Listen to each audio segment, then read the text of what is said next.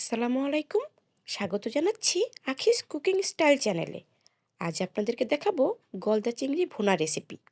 এই জন্য আমি এখানে নিয়ে নিয়েছি 8টা গলদা চিংড়ি। চিংড়ি মাছগুলোর মাথা এবং পিঠের সাইডটা আমি ভালো মতন কেটে ময়লাটা পরিষ্কার করে সুন্দরভাবে ধুয়ে নিয়েছি। চিংড়ি মাছটা ভুনার জন্য আমি নিয়ে নিয়েছি পেঁয়াজ কুচি, পেঁয়াজ বাটা, আদা রসুন বাটা, 2টা টমেটো কিউব করে কেটে নিয়েছি, বাদাম বাটা নিয়ে নিয়েছি, এলাচি, দারচিনি, তেজপাতা এবং লবঙ্গ, 4টা কাঁচামরিচ আর ধনেপাতা। এখন একটা প্লেটে শুকনো মশলাগুলো নিয়ে নিচ্ছি। নিয়ে নিয়েছি স্বাদ মতো লবণ, আধা চামচ পরিমাণ হলুদের গুঁড়া, 1 চামচ পরিমাণ মরিচের গুঁড়া, 1 চামচ পরিমাণ ধনিয়ার গুঁড়া আর আধা চামচ পরিমাণ জিরার গুঁড়া।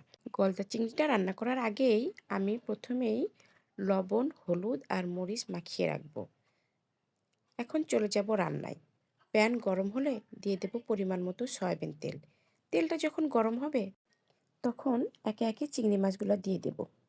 এখানে খেয়াল রাখতে হবে চিংড়ি মাছ কিন্তু বেশি ভাজা যাবে না। এক সাইড যখন লাল হয়ে যাবে তখন আরেক সাইড উল্টে দিতে হবে। এখানে খেয়াল রাখতে হবে এক এক সাইড 30 সেকেন্ড করে ভাজতে হবে। 30 সেকেন্ড করে ভাজা হয়ে গেলে আমি একটা প্লেটে তুলে নেব।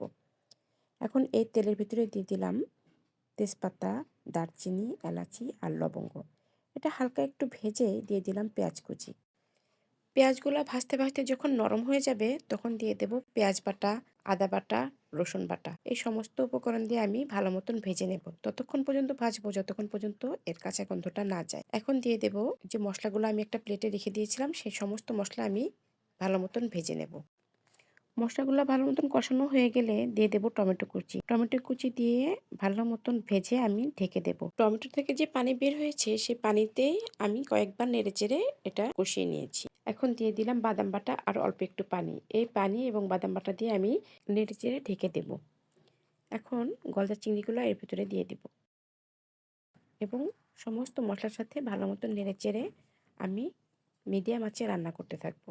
এখন ঢেকে দেব 10 মিনিটের জন্য। 10 মিনিট পর দিয়ে দেব 4টা কাঁচামরিচ আর ধনেপাতা। কাঁচামরিচ আর ধনেপাতা দিয়ে আমি আবারও 3-4 মিনিটের জন্য ঢেকে দেব। একটা জিনিস খেয়াল রাখতে হবে, চিংড়ি মাছ কিন্তু 15 মিনিটের বেশি রান্না করলে সেটা প্লাস্টিকের মতন শক্ত হয়ে যায়। 4 মিনিট পর এই যে দেখেছেন তেলটা উপরে উঠে এসেছে, তাহলে বুঝবেন রান্নাটা হয়ে গিয়েছে। এই তো রান্না হয়ে গেল খুব সহজ এবং মজাদার চিংড়ি মাছের ভুনা। রেসিপিটি দেখার জন্য ধন্যবাদ।